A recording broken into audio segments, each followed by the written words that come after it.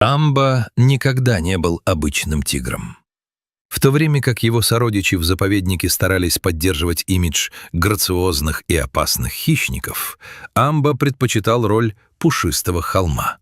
Он не бегал за добычей, он ждал, когда еда сама осознает неизбежность встречи с ним. Его аппетит был легендарным, а живот со временем стал напоминать огромный оранжевый дирижабль, который медленно дрейфовал по вольеру. Однако в последнее время с Амбой что-то случилось.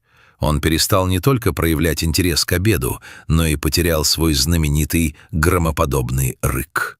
Грозный хозяин тайги лишь печально вздыхал, придерживая лапой свой необъятный бок, и смотрел в пустоту. Обеспокоенные смотрители вызвали доктора Арвида, ветеринара, который видел в этой жизни все, но даже он присвистнул, увидев пациента. «Тут одним диетическим мясом не обойтись», — заключил врач. «Везите его на рентген и УЗИ». Процедура напоминала транспортировку важного государственного объекта. Когда Амбу, находящегося под легким седативным, уложили на стол, он внезапно открыл глаза. Наркоз подействовал не до конца, возможно, из-за того, что слой жира замедлил метаболизм.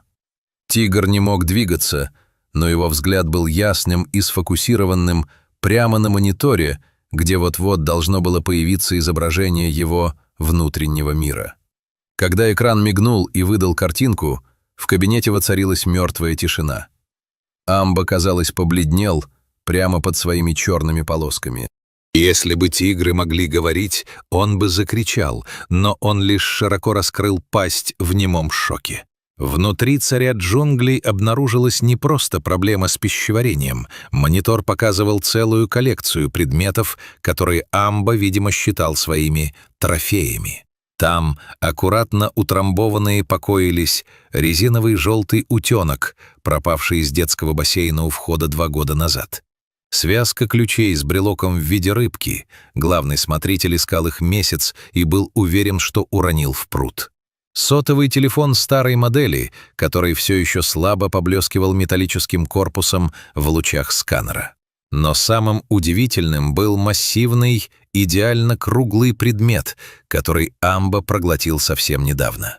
Это был металлический шар для боулинга, который случайно укатился из зоны отдыха персонала. Тигр смотрел на экран и, казалось, осознавал всю нелепость ситуации. Его взгляд метался от ключей к утенку, а потом на доктора.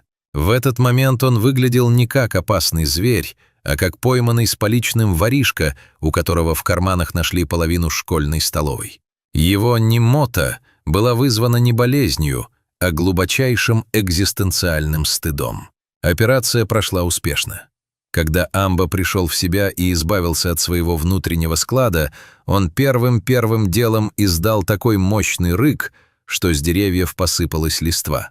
Но теперь в этом рыке слышалось не высокомерие, а чистое облегчение. С тех пор он больше не ел ничего, кроме свежего мяса, и обходил стороной любые предметы, которые не умели бегать. В конце концов, быть просто толстым тигром — это одно, а быть тигром-копилкой — совсем другое.